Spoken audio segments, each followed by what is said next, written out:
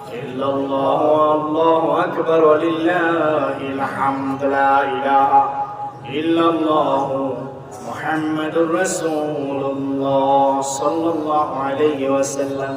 সবাই বলি আলহামদুলিল্লাহ। আল্লাহ পাক আমাদের সবার এই ডাককে কবুল করে নিক। সবাই বলি আমিন। জিকির করলে লাভ না ক্ষতি? কি হয়, কি লাভ হয়? আপনার আমার প্রত্যেকের কলব পরিষ্কার করেন আলহামদুলিল্লাহ। কলব পরিষ্কার ছাড়া কোনো উপায়, আমার আপনার প্রত্যেকেরই খেয়াল রাখতে হবে কলব ঠিক আছে। আমার আগে মাওলানা সাহেব সুন্দর রচনা করেছেন, আলিয়ামা লা ইয়ানফা মালু ওয়ালা বানুন ইল্লা মান আতাল্লাহ বিকলবিন সালিম। যদি পুরো আয়াত তিনি ব্যাখ্যা করেননি, একটু বলেছেন আলহামদুলিল্লাহ। কলবে সালিম ব্যতীত আসর ময়দানে যে ব্যক্তি যাবে, আপনার নামাজ, রোজা, হজ, যাকাত, কালিমা, ধন সম্পদ, সন্তান, যদুদি কিচ্ছুই কাজে আসবে না, কোনো লাভ নেই। কলব আগে ঠিক করে। বন্ধুগণ, তরিকতের মাহফিলগুলিতে বেশিরভাগ তরিকতের আলোচনা হয় দরকার। এভাবে তো প্রতি জুমায় আপনারা ওয়াজ শোনেন, মসজিদে শরীয়তের আলোচনা অনেক কিছু হয়, বিভিন্ন ওয়াজ মাহফিলে যান, শোনেন অনেক কিছু। কিন্তু তরিকতের যে মাহফিলগুলি আছে, একটা দরবার শরীফ, সফরিয়া দেওয়ান সাহেবের এই দরবার, এই সফরিয়া দরবার শরীফের, লক্ষ্মীচর দরবার শরীফ, নেকমন্দাল মুন্সি সাহেবের দরবার শরীফ, আমিরাবাদ দরবার শরীফ, আজাদের এই দরবার শরীফগুলিতে তরিকতের এমন আধ্যাত্মিক আলোচনা হওয়া উচিত, উচিত কিনা? আর এটা কি আমার আপনার অমুকের দরকার? সবার দরকার। নারী পুরুষ সবার দরকার, বৃদ্ধ যুবক সবার দরকার। তরিকতের আলোচনা চলে, ইনশাআল্লাহ রাজি আছি না? আল্লাহ পাক আমাদের সবাইকে বুঝবার এবং আমল করার তৌফিক দিন। সবাই আমিন। আব্দুস সামাদ আজাদি এখানে এসেছেন, আলহামদুলিল্লাহ। আমি ছোটকাল থেকে আসি, অনেক ছোটকাল আমি এসেছিলাম, আবারও আপনাদের সামনে আবার আসতেছি আলহামদুলিল্লাহ। আল্লাহ পাক যেন যতদিন এই দুনিয়া আছে ততদিন যেন আল্লাহ পাক এই দরবার আসার তৌফিক দেন। সবাই আমিন। বন্ধুগণ, পর্দার আড়ালে মা বোনেরা, খুব খেয়াল করছেন, আমি আপনি এই পৃথিবীতে এসেছি, এই হায়াতের জিন্দেগিটা কতদিনে? মাত্র কিছুদিনে। কে কেবল কি করে নজর 100 বছর থেকে বাঁচে, 100 বছর কি বেশি? আল্লাহ নবী বলেন, সমুদ্রের মধ্যে যদি তোমার আঙ্গুলটা ঢুকাও, একটা আঙ্গুল ঢুকে তারপরে যদি তুমি আঙ্গুলটা উঠাও, তোমার আঙ্গুলের মাথায় যতটুকু পানি উঠেছে অতটুকু হচ্ছে এই দুনিয়ার হায়াত, এই দুনিয়ার জিন্দেগি অতটুকু। সমুদ্রের মধ্যে যত পানি রয়ে গিয়েছে, ওই পানিটুকুন পরিমাণ এমনকি তার চাইতে আরো বেশি আখিরাতের জিন্দেগি আমাদের জন্য অপেক্ষা করতেছে। নদীর উদাহরণ দেয় না, খাল বিলের উদাহরণ, সমুদ্রে। বন্ধুগণ, গভীর মনোযোগ। এই দুনিয়ায় আমরা অল্প কিছুদিনের জন্য এসেছি। কবে ডাক পড়ে যায় আল্লাহ তাআলা জানি না। যেদিন ডাক পড়ে যায় ওই দিনই আমাদেরকে দুনিয়ার মায়া ছেড়ে চলে যেতে হবে। আমাদেরকে আল্লাহ রাব্বুল আলামিন দুটা জিনিস দিয়ে পৃথিবীতে তৈরি করেছেন, একটা হচ্ছে জাহিরি আর একটা হচ্ছে বাতিনি। একটা হচ্ছে জাহিরি, জাহিরি দিকটা হচ্ছে আমার আপনার প্রত্যেকের এই 3.5 হাত বডি, এই 3.5 হাত বডি, এটা হচ্ছে জাহিরি একটা জিনিস, জাহিরি একটা বস্তু। কিন্তু বাতিনি আরেকটা বস্তু আমার আপনার প্রত্যেকের ভিতরে আল্লাহ পাক দিয়ে দিয়েছেন, সেইটার নাম হচ্ছে রূহ বা আত্মা। আছে কি না? দেখেন, আত্মা দেখা যায়। বাতিনি আরেকটা দিক হচ্ছে আত্মা। তাইলে দুটো দিক, একটা হচ্ছে জাহিরা, একটা বাতিনি।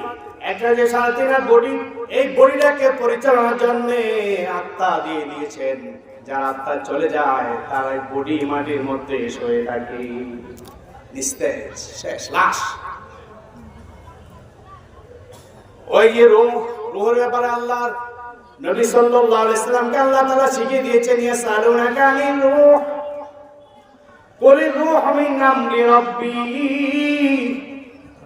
হে নবী, আপনাকে যদি রূহ সম্বন্ধে কেউ জিজ্ঞাসা করে তাহলে আপনি বলে দিন, এটা আল্লাহ তাআলার তরফ থেকে কোনো সৃষ্ট বস্তু নয়, আল্লাহর তরফ থেকে একটা ওয়ার্ডার মাত্র। বলেন সুবহানাল্লাহ।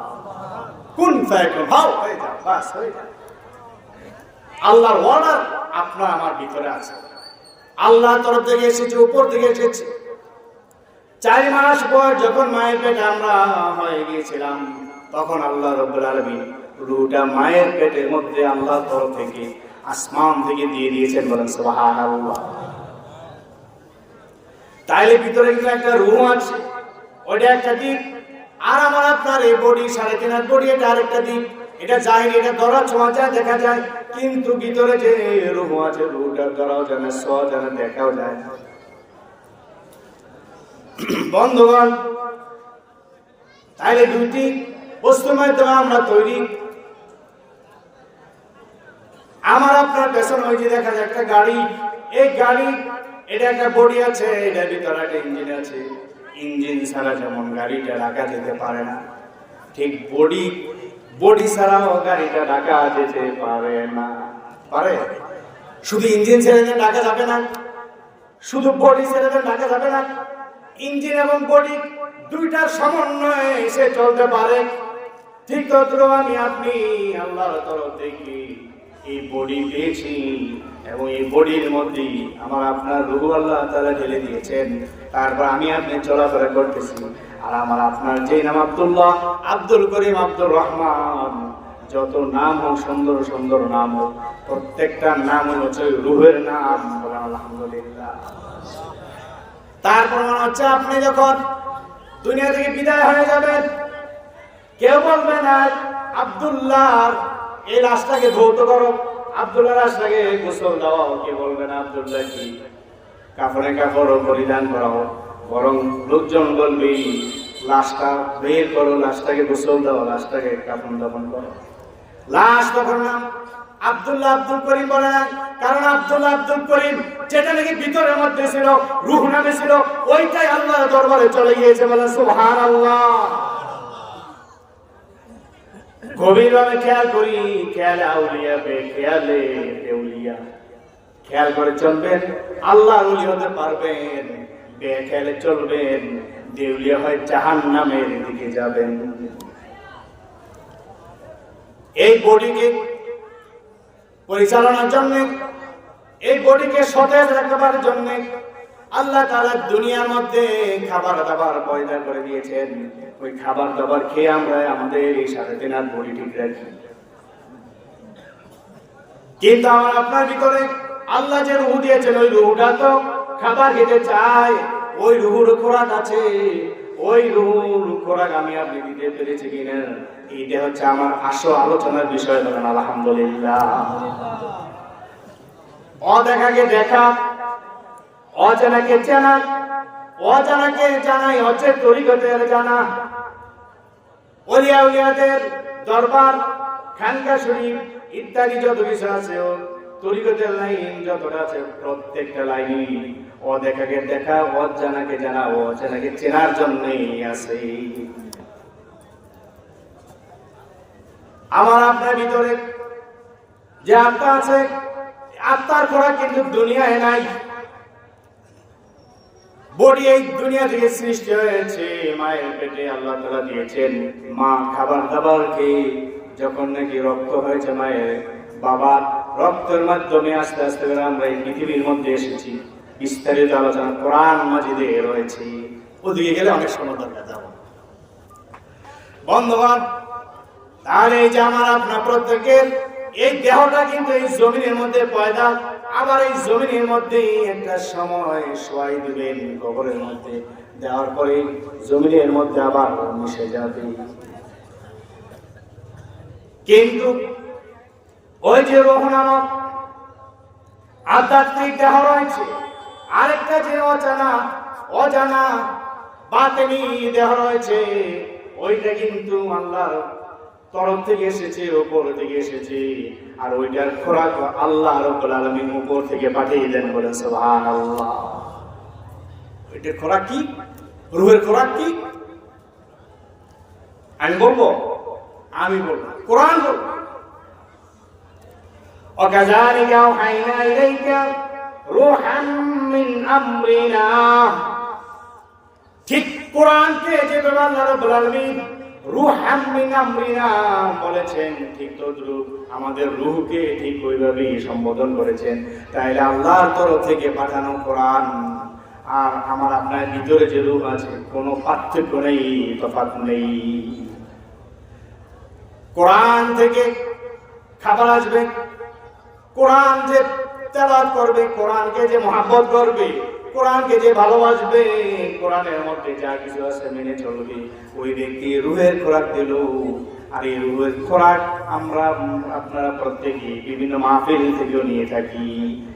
এই যে দিনে আলোচনা শুনছেন, ওয়াজ মাহফিল শুনছেন, এগুলির মাধ্যমে আপনার প্রত্যেকের রূহের খোরাক হচ্ছে। এই রূহের খোরাক আমরা প্রত্যেকে অর্জন করছি। আর ওদিকে খাবার দাবার রেখে আমার আপনার দেহের খোরাক আমরা অর্জন করছি। দেহের খোরাক বিভিন্ন খাবার দাবার, রূহের খোরাক আসমানি বাণী কোরআন মাঝে বলনা।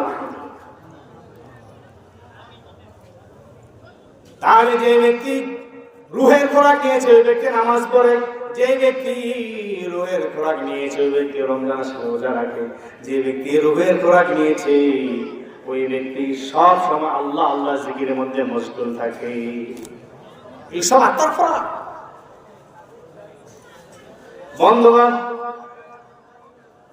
আমাদের এই দেহের খোরাকের জন্য, দেহকে লালন পালনের জন্য দুনিয়া মেহনত করতে হয়।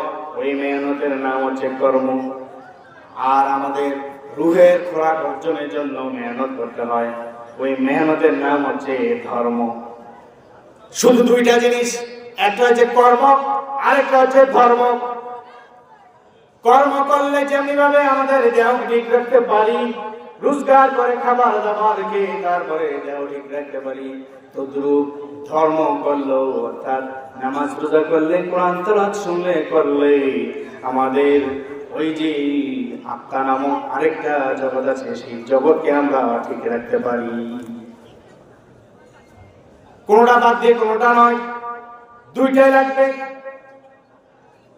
তাহলে দুনিয়ার মেহনতের নাম হচ্ছে কর্ম, আখিরাতের জন্য যে মেহনত করে এটা নাম হচ্ছে ধর্ম।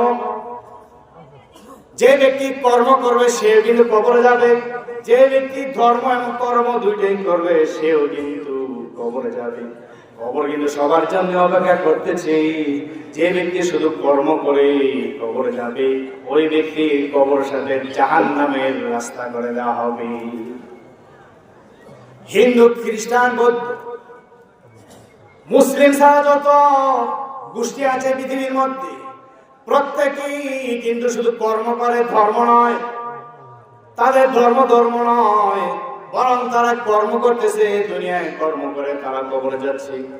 মুসলমানদের মধ্যে এমন নামে মুসলমান অনেকে আছেন যারা শুধু কর্ম করে করে জিন্দেগিটা শেষ করে দিচ্ছেন। জিন্দেগি জিন্দেগি জিন্দেগি জিন্দেগি থাকিতে করবন্দি। এই জিন্দেগিটাকে বন্দী করেন। আপনি জিন্দেগির জন্য কাজ করবেন, কর্ম বন্দী করবেন, আপনি ধর্ম পালন করলেন। কর্ম এবং ধর্ম যারা একসাথে পালন করবে তাহলে তারা দুনিয়াও সাজাইল, আখিরাতও তারা সাজিয়ে নিল। কবরে গেলে তাদের কবর সাথে জান্নাতের রাস্তা করে দেওয়া হবে। আলহামদুলিল্লাহ, সুবহানাল্লাহ, আলহামদুলিল্লাহ, লা ইলাহা ইল্লাল্লাহ, সুবহানাল্লাহ, লা ইলাহা ইল্লাল্লাহ, লা ইলাহা ইল্লাল্লাহ, মুহাম্মদ রাসূলুল্লাহ, লা ইলাহা ইল্লাল্লাহ, মুহাম্মদ রাসূলুল্লাহ, সুবহানাল্লাহ, আলহামদুলিল্লাহ, লা ইলাহা ইল্লাল্লাহ, লা ইলাহা ইল্লাল্লাহ, মুহাম্মাদুর রাসূলুল্লাহ সাল্লাল্লাহু আলাইহি ওয়াসাল্লাম। তাহলে কর্ম এবং ধর্ম দুইটা দরকার আছে কিনা? শুধু কর্ম করবেন জাহান্নাম, কর্ম করতে হবে, ধর্ম করতে হবে। কর্ম দ্বারা আমার আপনার প্রত্যেকের এই জমি, এই পৃথিবী আল্লাহ পাক সাজিয়েছে। দেখেন না, একজন এক এক কর্ম, কেউ গাড়ি চালায়, কেউ মাটি কাটে, কেউ খেতে ফসল ফলায়, বিভিন্ন জনে বিভিন্ন কাজ করে। যদি সবাই গাড়ি চালাতে তাহলে উপায় ছিল? উপায় নাই। যদি সবাই আমরা খেতে কাজ করতাম তাহলে গাড়ি চালাতে কি, পাইলট হইতো কি, নৌকা পাইতো কি? বিরাট সমস্যা হতো। কে পয়দা করে দিলেন, কে তৈরি করে দিলেন, কে সাজিয়ে দিলেন? একমাত্র আল্লাহ। বলেন সুবহানাল্লাহ। সুবহানাল্লাহ। নাহনু কাসামনা বাইনাহুম মাঈশা, আল্লাহ তাআলা বলে দিয়েছেন নাহনু কাসামনা বাইনাহুম মাঈশা, আমি প্রত্যেকের জীবিকা অর্জনের ব্যবস্থা আমি আল্লাহ তাআলা নিজে করে দিয়েছি। আপনি যদি নৌকা চালান আপনি কিন্তু হেলিকপ্টার প্লেন চালাতে পারেন না। আপনি যদি অটো চালান তাহলে আপনি কিন্তু মোটরসাইকেল চালাতে পারেন না। যে একটা পারে একটা পারে না। এক একজন একে ব্যবসা বাণিজ্য করে, একটা পারলে আরেকটা পারে না। প্রত্যেককে নিজস্ব ব্যবসা আল্লাহ তাআলা তার কলমের মধ্যে, দিলের মধ্যে ঢেলে দিয়েছে। বলেন সুবহানাল্লাহ। ভাগ করে দিয়েছেন, যে যেটা করবে, যে যেটা যোগ্য ওইটা আল্লাহ তাআলা করে দিয়েছে। পৃথিবী কেমন সুন্দর করে সাজিয়েছে। আল্লাহু আকবার।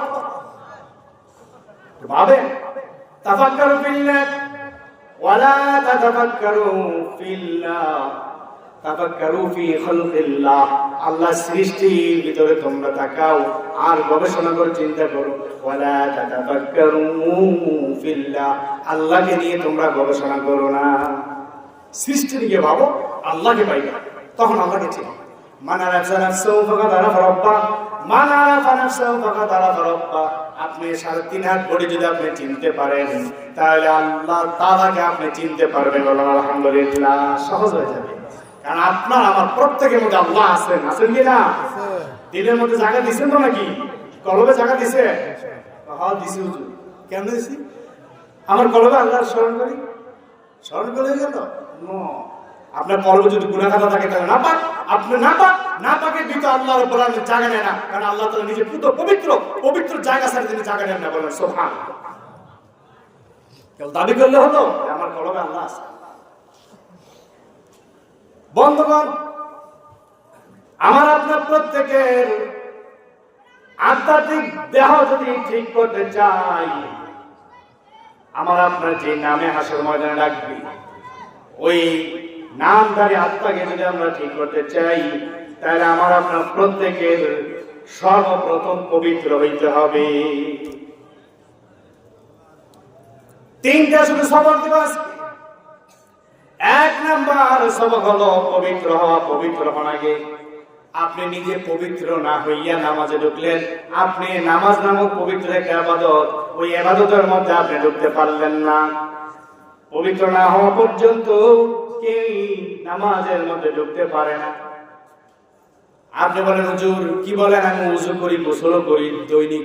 এই শীতের মধ্যে আমি গোসল ছাড়ি না, জামা কাপড় পরিষ্কার করে তো মসজিদে যাই। আপনি কিন্তু পরিষ্কার করেছেন, পরিষ্কার হয়েছেন, কিন্তু পবিত্র হন নাই। পবিত্র যদি হতে হয় আমাকে আপনাকে প্রত্যেকের লেবাস, পোশাক, শরীর ইত্যাদি সবকিছু আপনি হালাল ভাবে রেখেছি কিনা, হালাল জায়গায় জামা কাপড় পরে নামাজে ঢুকলাম কিনা, হালাল রিজিক খেয়ে নামাজের মধ্যে ঢুকলাম কিনা, সাবান সোডা ব্যবহার করলাম, ওযু গোসল ওইটা হালাল কিনা, তাহলে আমি আপনি পবিত্র হলাম। নচেত নয়। এই গেল জাহিরি পবিত্রতা। বাতিনি আরেকটা পবিত্রতা আছে, সেই পবিত্রতা হচ্ছে কলব। কলব আমার আপনার প্রত্যেকের ভিতরে আছে। ডান স্তনে, বাম স্তনে 2 আঙ্গুল নিচে লতিফায়ে কলব, এটা হচ্ছে সারা দেহের রাজধানী। ওই কলব যদি নাকি গুনাহ খাতার কারণে অপবিত্র হয়ে থাকে, কেউ বলতে পারবেন না আমার গুনাহ নাই। বলতে পারবেন? নিষ্পাপ কে বলতে পারবেন না। তাহলে গুনাহ নামক যে নাপাক লেগে আছে কলবের মধ্যে, দৈনিক যেমন ওযু গোসল করতে হয় আমাদের, কোনো না কোনো ভাবে নাপাক হয়ে যায়। ওযু গোসল করে আমরা জাহিরি ভাবে পবিত্র হই, কিন্তু বাতিনি পবিত্রতা হচ্ছে আমার আপনার কলবকে পবিত্র করা। ওই কলবের মধ্যে যে গুনাহ খাতা লেগে আছে, ওই গুনাহ খাতা পবিত্র করতে হলে দৈনিক অন্তত 100 বার তওবা পড়তে হবে। কে বলতে পারবেন আজকে তওবা করেছেন 100 বার? এত লোক এখানে, একজন হয়তো পাওয়া যাবে না 100 বার তওবা করেছেন, নাই হয়তো কয়েকবার করেছেন, কয়েক মর্তবা। না না, 100 বার তওবা পড়লে আপনার আমার প্রত্যেকের কলবগুলো আল্লাহ তাআলা পবিত্র করে দেন, বলেন সুবহানাল্লাহ। কয়দিন? আজকে শুধু নাকি শুক্রবার না শনিবার?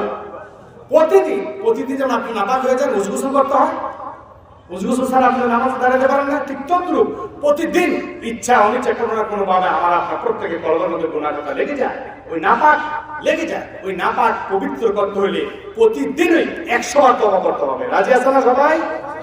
কিছু ওয়াজ নিয়ে যান বাড়িতে, কেবল সব তো জানেন, শুনেন, কি সুন্দর সুন্দর আলোচনা যদি আপনাদেরকে দেয়, আপনারা এখানে 10 মিনিট দাঁড়িয়ে কথা বলতে পারবেন। ওয়াজ সুন্দর সুন্দর সবাই পড়ে গেছে, তাই না? অনেক অনেক কিছু জানেন, কিন্তু জানার কোনো আগামাতা নেই, এমন আছে অনেকে।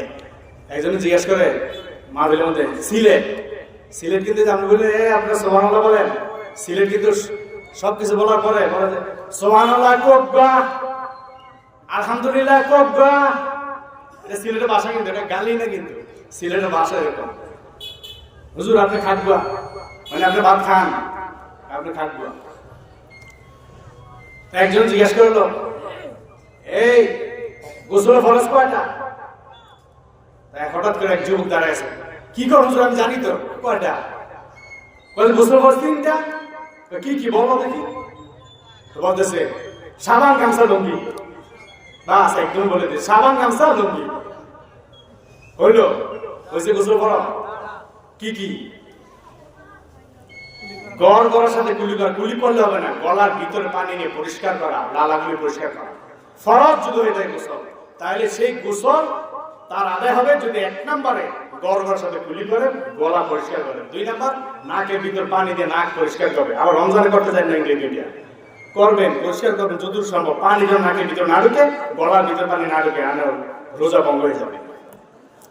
তাহলে যতটুকু সম্ভব আপনার পরিষ্কার হবে। তাইলে এই 2টা গেল, নাক পরিষ্কার করা, গলা পরিষ্কার করা। আর 3 নম্বর হচ্ছে একদম আপাদমস্তক, পায়ের তালু থেকে মাথার তালু পর্যন্ত, মাথার তালু থেকে পায়ের তালু পর্যন্ত সমস্ত জায়গায় প্রত্যেকটা পশমের গোড়ায় গোড়ায় ধৌত করা, পানি পৌঁছানো। এটা হচ্ছে গোসলের ফরজ। এই 3টা গোসলের ফরজ। তো সে বলতেছে সাবান, গামছা, লুঙ্গি। তাহলে হইল? এত দ্রুত বলছে সাবান, গামছা, লুঙ্গি। তুমি কেন বললা সাবান, গামছা, লুঙ্গি? একটু বুঝাতো। হুজুর আপনি সাবান, গামছা, লুঙ্গি ছাড়া গোসল করে আগুয়া, মানে দেখি আপনি সাবান, গামছা, লুঙ্গি ছাড়া গোসল করে আইতে পারেন না? কি যুক্তি দিতে? যুক্তিতে হয় ইসলাম। আল্লাহ পাক সবাইকে সঠিক বুঝ দান করুন, সবাই আমিন। বন্ধুগণ, পর্দার মা বোনের খেয়াল করে শুনি, এই যে আমার আপনার প্রত্যেকের দেহের ভিতরে যে কলব আছে, এই কলবটা পরিষ্কার করতে হবে দৈনিক দৈনিক দৈনিক। এই দৈনিক পরিষ্কারের একটা মাত্র মাধ্যম হচ্ছে তওবা করা। কেউ কেউ বলতে পারেন হুজুর আমি যদি 100 বার তওবা করি তাহলে আমার আর কোনো কাজ নাই? না না, আছে। 2 নম্বর সবক, 2 নম্বর সবক হচ্ছে কলবের ভিতরে যদি আল্লাহকে জায়গা দিতে চান, পবিত্র করেন আগে। পবিত্র করতে হলে 2 নম্বর মেডিসিন আমার আপনার প্রত্যেকে গ্রহণ করতে হবে। ওই 2 নম্বর সবক বা মেডিসিন হলো জিকির করা, জিকিরে ফিরে চলা, সব সময় জিকির করা। আপনি 24 ঘন্টা জিকির করবেন। কে কে বলেন হুজুর আপনি কি করেন তাহলে ঘুমাইবো না? হ্যাঁ, আপনি ঘুমাবেন। আপনি যদি নাকি যতক্ষণ সজাগ থাকেন ততক্ষণ যদি আপনি জিকির করতে থাকেন, জিকির করতে করতে দেখা যাবে আল্লাহ তাআলা আপনার কলব এমন ভাবে পরিষ্কার করেছে, আপনার কলব আপনি ঘুমিয়ে থাকলে জিকির করতে থাকে। ঘুমায় থাকবেন, ওইটাও 24 ঘন্টার মধ্যে শামিল হয়ে যাবে জিকিরের মধ্যে। কেন জিকির করবেন না? আপনি যখন নাকি গাড়ি চালান, স্টিয়ারিং এর মধ্যে আপনার হাত থাকে আর স্টিয়ারিং এর মধ্যে পা থাকে, লুকিং গ্লাসের মধ্যে চোখ থাকে, সামনে দিকে চোখ থাকে, কান থাকে সুপারভাইজারের নিকট, অর্থাৎ সব কিছু আপনার ওকে, কিন্তু আপনার জবানটা কোন কাজে লাগিয়েছেন? মা বোনেরা, আপনারা ঘর ঝাড়ু দিচ্ছেন, হাতের কাজ করতেছেন, পায়ের কাজ করতেছেন, চোখের কাজ করতেছেন, কিন্তু আপনার জবানটা কোন কাজে লাগিয়েছেন? আপনার মাছ করতেছেন, মাছ করার সময় আপনার হাত, পা, চোখ সব কিছু ঠিক আছে, কিন্তু আপনার জবানটা কেন বন্ধ? খবর নাই বাঙালি, খবর নেই ইমানদার নামদারি মুসলমানদের। তরিকতে নাম দিয়েছেন, মুরিদ হয়ে বসে আছেন, কোনো আমল নাই। ওয়ান ক্লাসে ভর্তি হয়ে যদি আপনি বসে থাকেন, ক্লাস 10 এসএসসি মেট্রিক পরীক্ষা দিবেন কবে, খবর আছে? আপনি 1 ক্লাসে ভর্তি হলেন, মুরিদ হলেন মাত্র, আপনি ভর্তি হলেন 1 2 3 4 এইভাবে আপনার এগিয়ে যেতে হবে। আপনি যখন নাকি যত কাজ করেন দেখেন আল্লাহ রাব্বুল আলামিন এই দুনিয়ার কর্মের মধ্যে আমাদের ধর্ম রেখেছেন।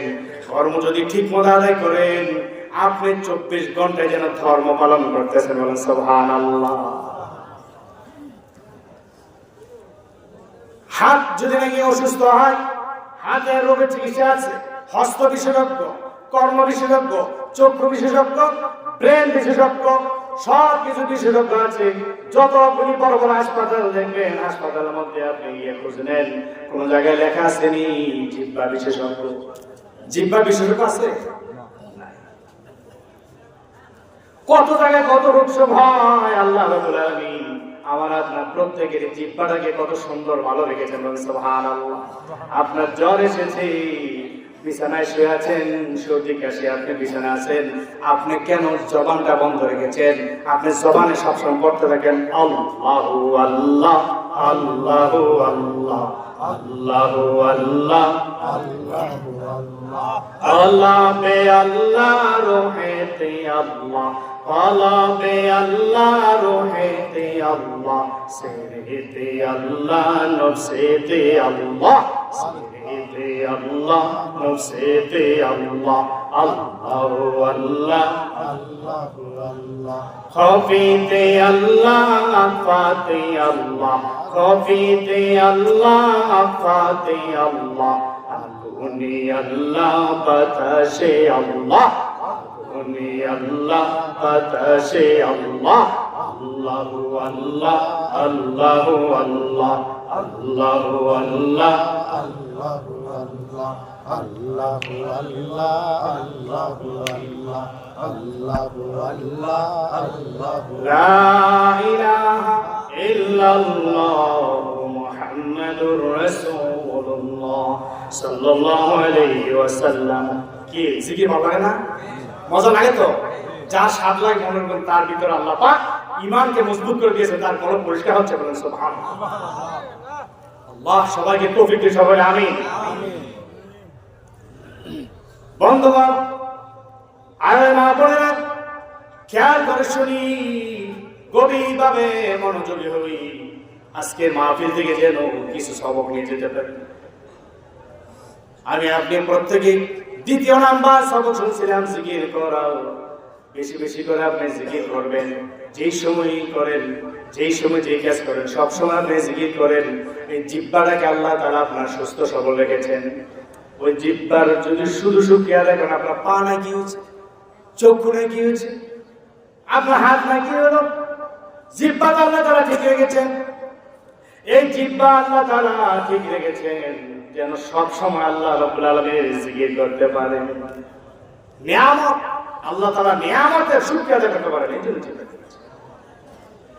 আইয়ুব পয়গম্বর 18 বছর যাবত তিনি বিছানায় শোয়া, শরীর পচে গিয়েছে, গন্ধ এসে গিয়েছে, কুষ্ঠরোগ পচে গলে শেষ হয়ে গিয়েছে। আশেপাশে কেউ দেখতে পারে না। মা রহিমা আলাইহিস সালাতু ওয়াস সালাম তিনি খেদমতে সব সময় হাজির। একজন মাত্র স্ত্রী ছিলেন, আর সবাই চলে গিয়েছে, অন্যান্য স্ত্রীরা চলে গিয়েছে, সন্তান সন্ততি সবাই দূরে সরে গিয়েছে।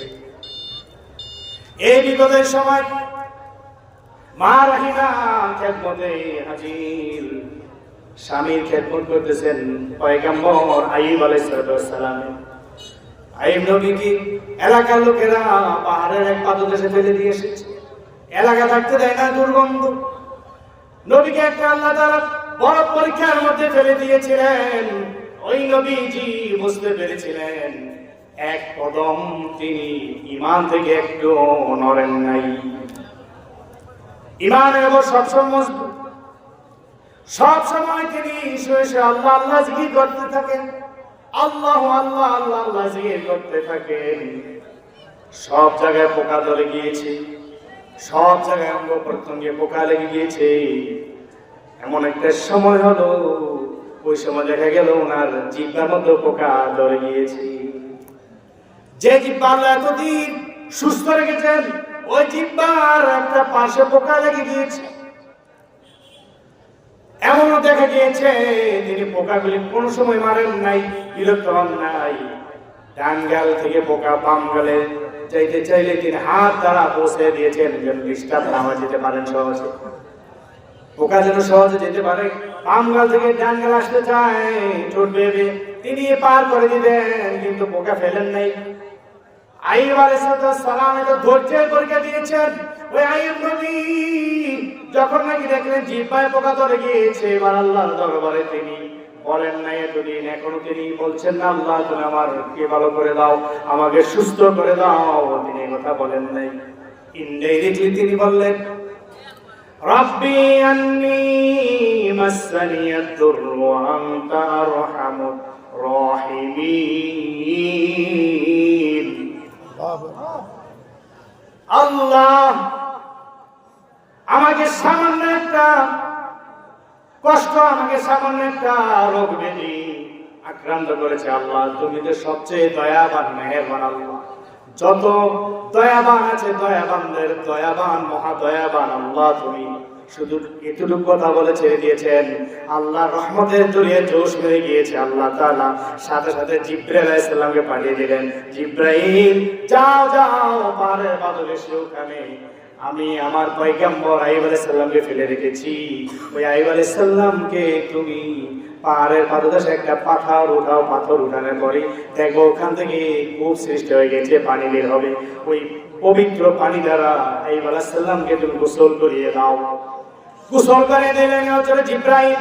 সাথে সাথে আইয়ুব আলাইহিস সালাম আগের অবস্থায় সুস্থ সবল হয়ে গেলেন। বলেন আলহামদুলিল্লাহ। লাইন শাকারতুম লাযিদান্নাকুম ওয়া লাইন কাফারতুম ইন্না আযাবি লাশাদীদ। যদি তোমরা আমার শুকরিয়া আদায় করো আমি নিয়ামত বাড়িয়ে দিই। আইয়ুব আলাইহিস সালামের যত স্ত্রী সন্তান সব চলে গিয়েছে, তার যে তার দ্বিগুণ আল্লাহ রাব্বুল আলামিন দান করে দিয়েছেন। যত সহায় সম্পত্তি শেষ হয়ে গিয়েছিল সমস্ত চাইতে আরো দ্বিগুণ আল্লাহ তাআলা বাড়িয়ে দিয়েছেন। বলে সুবহানাল্লাহ। জিহ্বা বিশেষজ্ঞ নাই, দরকার নাই, একমাত্র আল্লাহ রাব্বুল আলামিন জিহ্বা বিশেষজ্ঞ। আল্লাহ রাব্বুল আলামিন আমার আপনার প্রত্যেকের এই জিহ্বাকে ভালো রেখেছেন। অতএব সব সময় আল্লাহ তাআলা জিকির করব। এই জিকিরের মাধ্যমে আমার আপনার প্রত্যেকের কলবগুলো পরিষ্কার করব। বলেন আমিন। কটা গেল? দুইটা। 3 নাম্বার মেডিসিন, 3 নাম্বার সবক কলবকে পরিষ্কার মাধ্যমে, এবং এটাই সর্বশেষ, আজকে আর না। 3 নাম্বার মেডিসিন, আমি আপনি যে সময় যেটাই মন চায় ওইটা যদি না করি, অর্থাৎ নিজের নফসকে যদি নিয়ন্ত্রণ করতে পারি, অনাহান নাফসা আনিল হাওয়া ফাইনাল জান্নাতা হিয়াল মাওয়া। অনাহান নাফসা আনিল হাওয়া, নফসকে হাওয়া থেকে বিরত রাখা। অনাহান নাফসা আনিল হাওয়া, মন যেটাই চায় ওইটা যদি আমরা না করি, যেটা নাকি কোরআন এবং হাদিসে আছে, যেটা নাকি আমার আপনার পীর ওলি মুর্শিদ বলেছে, সেইটা যদি পালন করি, তাহলে আমার আপনার প্রত্যেকের নফসকে নিয়ন্ত্রণ করতে পারলাম। যে ব্যক্তি নফসকে নিয়ন্ত্রণ করতে পারবে ওই ব্যক্তি তার কলবকে পরিষ্কার রাখতে পারবে। বলেন সুবহানাল্লাহ। কঠিন কিন্তু জিহাদ আকবার বলা হয়েছে। তরবারি দিয়ে ময়দানে একজন আরেকজনের মুখোমুখি জিহাদ করাকে আল্লাহ নবী বলেছেন এটা ছোট্ট জিহাদ। ওই ধরনের জিহাদ থেকে অনেক সময় বাড়িতে এসে বসে সাহাবীদেরকে বলতেছেন, এ সাহাবীরা রাজাতু মিনাল জিহাদিল আসগরি ইলাল জিহাদিল আকবার। ছোট জিহাদ থেকে এখন বড় জিহাদে এসেছে। কি বলেন হুজুর, এখন তো আমরা বাড়ি ঘরে আছি, কই জিহাদ করি? আল্লাহ নবী ডেকে বলেন এখনো যে সব জিহাদ বড় জিহাদ। শয়তান নফসের মধ্যে বসে বসে নফসকে পরিচালনা করতে চায়, যা মন চায় তাই করতে চায়। এই শয়তানের বিরুদ্ধে জিহাদ করা, নফসের বিরুদ্ধে জিহাদ করা হচ্ছে সবচেয়ে বড় জিহাদ। এটা সবচেয়ে বড় জিহাদ। বিরিয়াতে মন চায়, যদি আপনি বিরত থাকতে পারেন তাহলে আপনি জিহাদে জয়ী হলেন। সবাই সুদ খায়, আপনিও সুদ যদি না খান, এই সুদী সমাজের মধ্যে যদি আপনি একাই বেঁচে থাকলেন তাহলে আপনি জিহাদ, বড় জিহাদ করলেন, আপনি জিহাদ করে জয়ী হলেন। এভাবে মিথ্যা কথা বলা, পরনিন্দা করা, হিংসা করা ইত্যাদি থেকে যদি বেঁচে থাকতে পারেন তাহলে আমি আপনি প্রত্যেকে নিজের নফসকে ঠিক রাখতে পারলাম। ওই নফস হবে নফসে মুতমাইন্নাহ। ইয়া আইয়াতুহান নাফসুল মুতমাইন্নাহ, হে নফসে মুতমাইন্নাহ বলে আল্লাহ তাআলা ডাক দিবেন। ইরজিই ইলা রাব্বিকা রাদিয়াতাম মারদিয়া, সন্তুষ্ট চিত্তে তুমি আমার বান্দা বান্দীদের মধ্যে শামিল হয়ে যাও। যারা সন্তুষ্ট করেছে আমাকে তাদের মধ্যে তোমরাও শামিল হয়ে যাও। ইরজিই ইলা রাব্বিকা রাদিয়াতাম মারদিয়া ফাদখুলি ফি ইবাদি, বান্দা বান্দীদের মধ্যে শামিল হয়ে যাও। খালেস বান্দা বান্দী যারা, ফাদখুলি জান্নাতি, জান্নাতে প্রবেশ করো। রেজাল্ট কি? জান্নাতে প্রবেশ করো। বন্ধু, আমি আপনি প্রত্যেকে কলব পরিষ্কার করতে হলে তিনটা সবক মানতে হবে। এই তিনটা সবক মেনে যদি আমরা চলি তাহলে আমার আপনার প্রত্যেকে কলবকে আমরা পরিষ্কার করতে পারবো। কলব পরিষ্কার যদি করে আপনি কবর শুন, আপনার কবর সাথে জান্নাতের রাস্তা করে দেওয়া বলে। সুবহানাল্লাহ। হাসর ময়দানে ওই যে আল্লাহ ডেকে বলেছিলেন কি, يوم لا ينفع مال ولا بنون إلا من أتى الله بقلب سليم।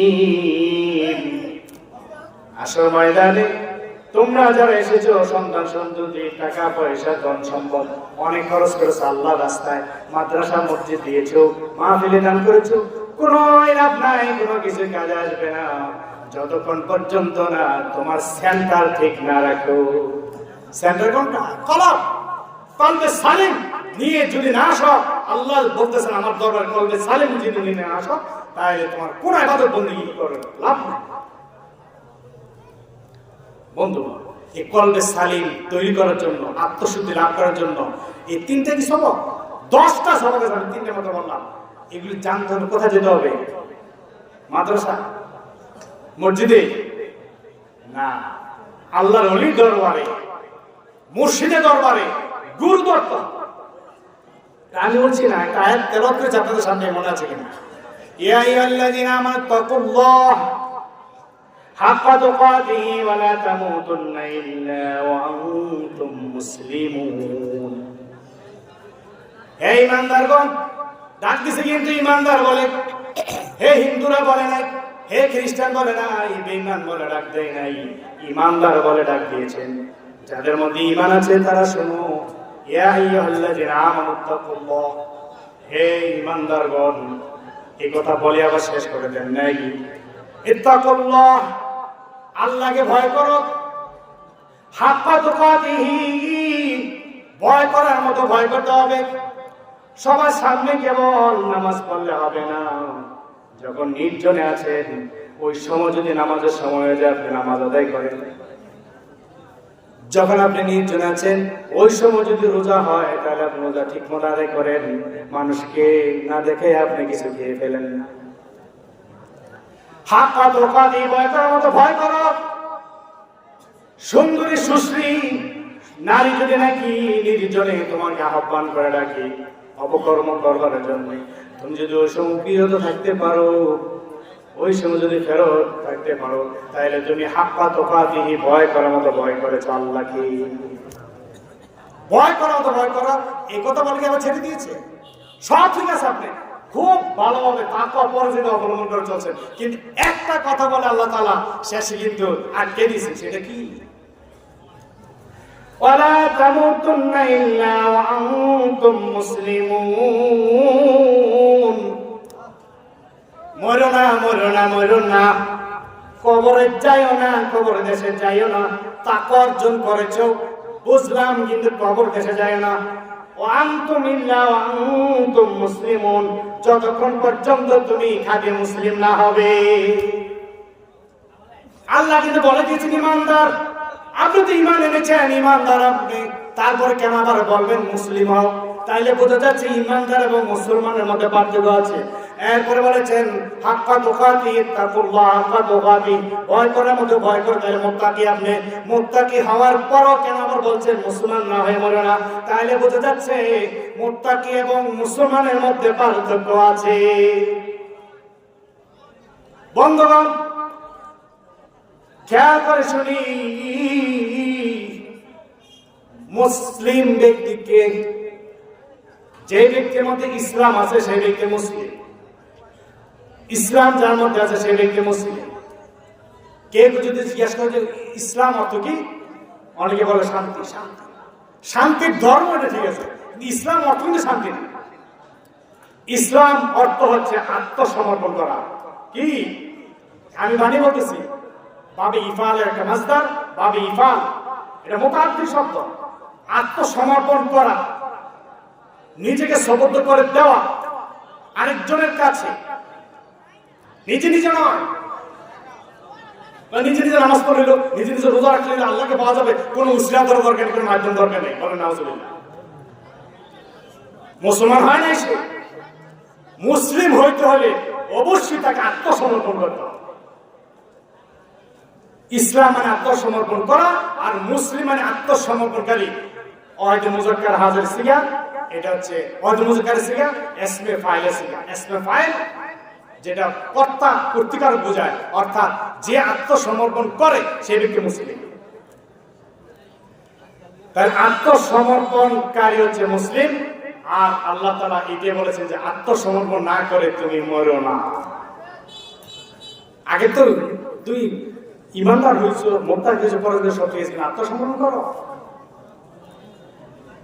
আমার নবী, আপনার নবী, দুজন বাদশা উম্মতের কান্ডারি মুহাম্মদ রাসূলুল্লাহ সাল্লাল্লাহু আলাইহি সাল্লাম আল্লাহ তাআলার কাছে আত্মসমর্পণ করেছিলেন। বলেন সুবহানাল্লাহ। সবকিছু বিলিয়ে দিয়েছিলেন, কোনো কিছু জমাইছিলেন, টাকা পয়সা, ধন সম্পদ, নিজেকে শুধু সব বিলিয়ে দিয়েছিলেন। দয়া নবী, মায়া নবী সহ 1 লক্ষ বা 2 লক্ষ, 1.5 লক্ষ বা 2.5 লক্ষ পয়গম্বর সবাই আল্লাহ তাআলার কাছে আত্মসমর্পণ করেছিলেন। নবীদের সাহাবীরা নবীদের কাছে আত্মসমর্পণ করেছেন। আমার আপনার নবীর কাছে সাহাবীরা প্রত্যেকেই নিজ নিজভাবে আত্মসমর্পণ করে দিয়েছিলেন। হাতে হাত রেখে বায়াত গ্রহণ করেছিলেন। বলেন সুবহানাল্লাহ। সূরা ফাতিহার প্রমাণ বলতে গেলে অনেক সময় দরকার, আরো আলেম ওলামা অনেক আছেন, ওয়াজ করবেন। বন্ধুগণ, আমি বলছি যে আপনি প্রত্যেকে আত্মসমর্পণ কি, এটা আগে একটু বুঝি। আত্মসমর্পণ হচ্ছে আপনি প্রত্যেকে নিজেকে আরেকজনের কাছে সুপর্দ করে দেওয়া। নিজে নিজে মসজিদে বসে কেমন আল্লাহ আমি আত্মসমর্পণ করলাম, আল্লাহ তোমার কাছে আত্মসমর্পণ করলাম। আল্লাহকে দেখছেন, শুনতে পাচ্ছেন তো আত্মসমর্পণ করলেন কেন? আপনি তো আরেকজনের কাছে আত্মসমর্পণ করতে হবে, একদম সামনাসামনি। নবীর কাছে সাহাবীরা আত্মসমর্পণ করেছেন। ইয়া রাসূলুল্লাহ, ইয়া হাবিবাল্লাহ, নবী গো, আমার বাবা আমার মা আপনার কদমে কুরবান হোক, আমি নিজে আমাকে কুরবানি করে দিলাম, আপনার কদমে কুরবান হোক, এর নাম হচ্ছে আত্মসমর্পণ। এইভাবে কথা বলে আদবের সহিত তারপর জিজ্ঞেস করতেন, ইয়া রাসূলুল্লাহ, হাশরের ময়দানে কে কার সাথে থাকবে? এমনি প্রশ্ন আছে। আল্লাহ বলেছেন আল মারউ মা মান হাব্বা, যে তাকে ভালোবাসবে তার সাথেই হাসর মাসর হবে। বলেন সুবহানাল্লাহ। যা কিছু জানতে চেয়েছেন আগে বলেছেন কুরবান হোক, আমার সবকিছু আপনার কদমে। আত্মসমর্পণের নাম। যে কোনো সময় নবী পাক সাল্লাল্লাহু আলাইহি সাল্লাম যা কিছু বলতেন সাথে সাথে শুনতেন সাহাবীরা। নামাজের মধ্যে কিবলা পরিবর্তন হয়ে গিয়েছে, সাহাবীরা সাথে সাথে নবী সাল্লাল্লাহু আলাইহি সাল্লামের সাথে সাথে কিবলা পরিবর্তন করে ফেলেছেন। মসজিদে কিবলাতাই নামাজ পড়ে এসেছে, আলহামদুলিল্লাহ। মসজিদে কিবলাতাই, 2 কিবলার মসজিদ। সাহাবীরা নামাজে দেখেছে নবী পাক সাল্লাল্লাহু আলাইহি সাল্লাম জুতা খুলে ফেলেছেন, সাহাবীরা সাথে সাথে জুতা খুলে ফেলেছে নামাজের মধ্যে। এত অনুকরণ করেছেন ওই সাহাবীরা নবী সাল্লাল্লাহু আলাইহি সাল্লামের কাছে আত্মসমর্পণ করেছেন। এখন তো নবী জিন নাই আমাদের মাঝে, তাহলে আত্মসমর্পণ করবো কার কাছে? আমার আপনার প্রত্যেককে মনে রাখতে হবে এখন বেলায়েতের যুগ। এই বেলায়েতের যুগে হক্কানি রব্বানি আল্লাহর ওলির দরবারে গিয়ে আমাকে আপনাকে প্রত্যেককে আত্মসমর্পণ করতে হবে। ওলির দরবারে গিয়ে নিজেকে ওলির কাছে সবকিছু করতে হবে। হুজুর আপনি করছেন কি? যত বড় আলেম হোক না কেন, যদি নাকি কোনো না কোনো মুর্শিদের কাছে যদি তার কদমে যদি আত্মসমর্পণ না করে, ইসলাম না করে, যতক্ষণ পর্যন্ত সে মুসলিম না হবে ততক্ষণ পর্যন্ত সে কবর গেলে তার কোনো রেহাই নাই। মুসলিম হয়ে মরল না, এইখানে আল্লাহ রাব্বুল আলামিন বোঝাতে চেয়েছেন তোমরা মুসলিম না হয়ে মরো না, অর্থাৎ কোনো না কোনো ওলির দরবারে গিয়ে আত্মসমর্পণ করা ব্যতীত এই দুনিয়া থেকে তোমরা বিদায় নিও না। ওলির দরবারে আত্মসমর্পণ করবেন কিভাবে? সব কিছু বিলিয়ে দিবেন, বলবেন হুজুর আপনি আমাকে যেভাবে বলবেন আমি এইভাবে চলবো। আপনি যদি সব কিছু সুবন্ধ করে দেন, তাহলে আপনি বাড়িতে এসে যদি নাকি নামাজ ছেড়ে দেন কোনো ওয়াক্ত, তাহলে আপনি ওলির কথা মানলেন না। আপনি যদি বিড়ি সিগারেট খাইলেন, ওলির কথা মানলেন না, কারণ ওলি তো বিড়ি সিগারেট খায় না। আপনি যদি সুদ খাইলেন, ওলির কথা মানলেন না, তাহলে আত্মসমর্পণ আপনার পুরোপুরি হতো না। আত্মসমর্পণ করতে হলে সব কিছু মিলিয়ে দিতে হবে। আসল কথা হচ্ছে, এক নাম্বার কথা হচ্ছে, আমি আপনি প্রত্যেকেই জিন্দা লাশ হয়ে যেতে হবে ওলির দরবারে। জিন্দা লাশ, লাশকে যেমন নড়াচড়া না করলে নড়ে না, নিজে নড়াচড়া করতে পারে না, ঠিক তদ্রুপ কোন শিষ্যক গুরু ধরার পরে গুরুর কথা ব্যতীত নড়াচড়া করতে পারে না। গুরু যদি বলে ডানে যাও ডানে যেতে হবে, যদি বলে বামে যাও বামে যেতে হবে, যদি বলে বসে থাকো বসে থাকতে হবে, যতক্ষণ পর্যন্ত অর্ডার দেবেন অন্য মানুষ হওয়া যাবে না। তাহলে আসল শিষ্যকে, আসল মুরিদ হচ্ছে ওই ব্যক্তি যে নাকি বাড়িতে দোকানপাটে বিভিন্ন জায়গায় ওলির দরবার থেকে আসার পরে বিভিন্ন কাজ কর্মে যখন লিপ্ত, ওই কাজ কর্মে সব সময় ওলিকে স্মরণ করে, আমার ওলি আমি যে কাজটা করতেছি এটা উনি পছন্দ করে কিনা, আমি যে কাজটা করি না এটা কি উনি ভালোবাসে কিনা, এইভাবে খেয়াল করে করে যদি কেউ চলতে পারেন তিনি আসলে আত্মসমর্পণকারী মুসলিম। আত্মসমর্পণ করে মুসলিম হন, মুসলিম হয়ে তারপরে মরেন, আসল ময়দানে আল্লাহ তাআলা আপনাকে বিনা হিসাবে জান্নাত দিয়ে দিবেন। সুবহানাল্লাহ, লা ইলাহা ইল্লাল্লাহ, লা ইলাহা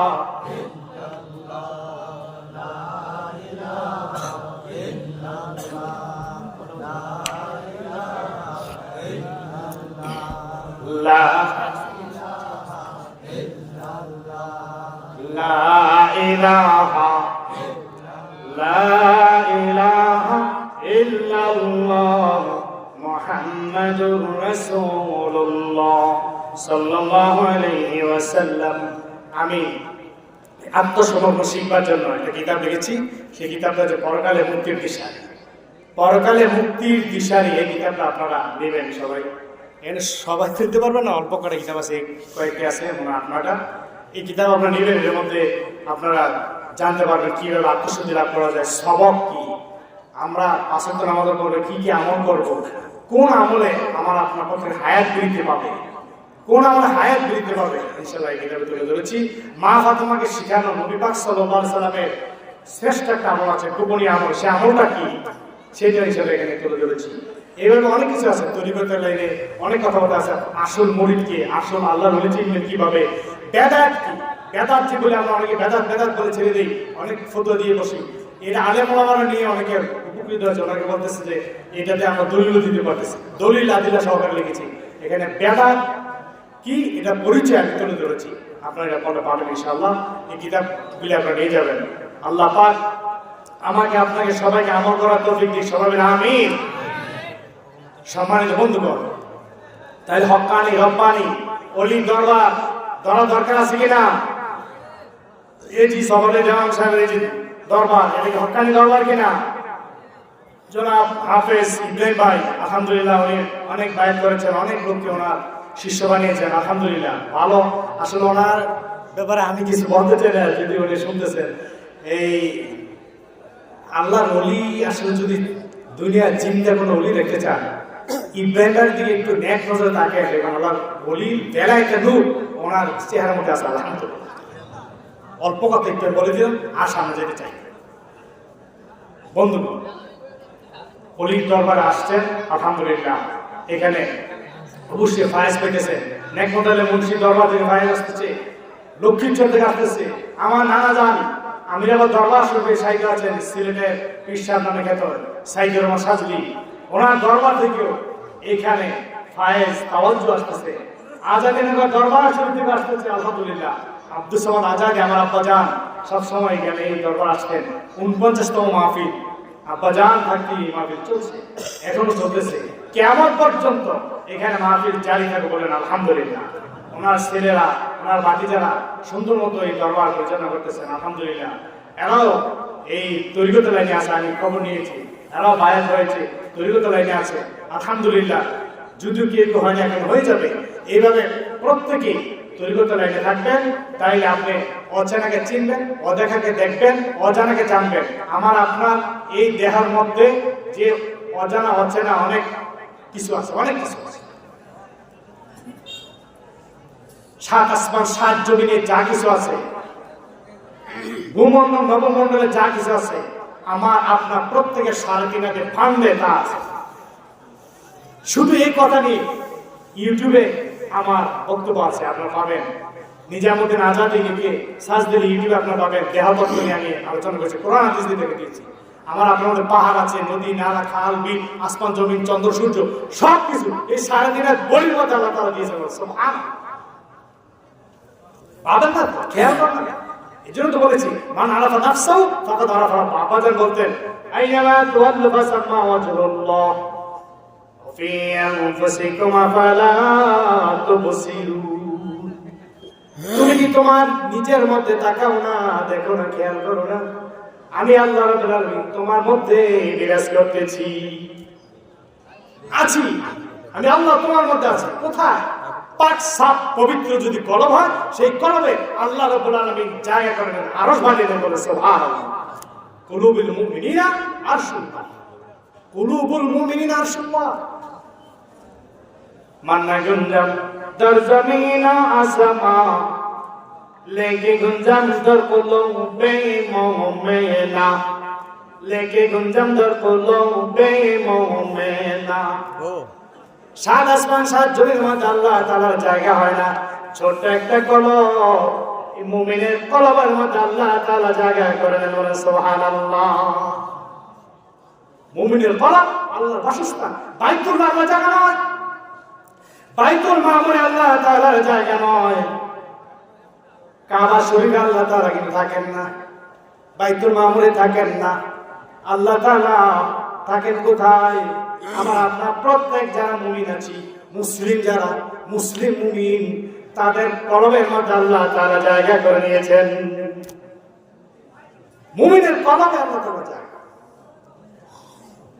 আলা ইন্না ফিল জাসাদি লামুদগা ইযা সালাত সালাল জাসাদু কুল্লুহু ওয়া ইযা ফাসাদাল ফাসাদাল জাসাদু কুল্লুহু আলা ওয়া হিয়াল কলব। একটা গোশতের টুকরা রয়েছে আমার আপনার ভিতরে। আল্লাহ নবী দেখে বলেন, ওই গোশতের টুকরাটা যার সুস্থ, ওই ব্যক্তির দেহটাও সুস্থ থাকে। টুকরাটা যদি অসুস্থ হয়ে পড়ে, তার দেহটাও অসুস্থ হয়ে পড়ে। আল্লাহ নবীর কথা। তাহলে কলব ঠিক করেন। এই কলব যদি নাকি পরিশুদ্ধ করি, আল্লাহ তাআলাকে কলবের মধ্যে পাবো। আর কলবের মধ্যে আল্লাহকে পাওয়ার পরে আল্লাহ নবীকে আমাদের মধ্যে আমরা জারি করতে পারি। আমাদের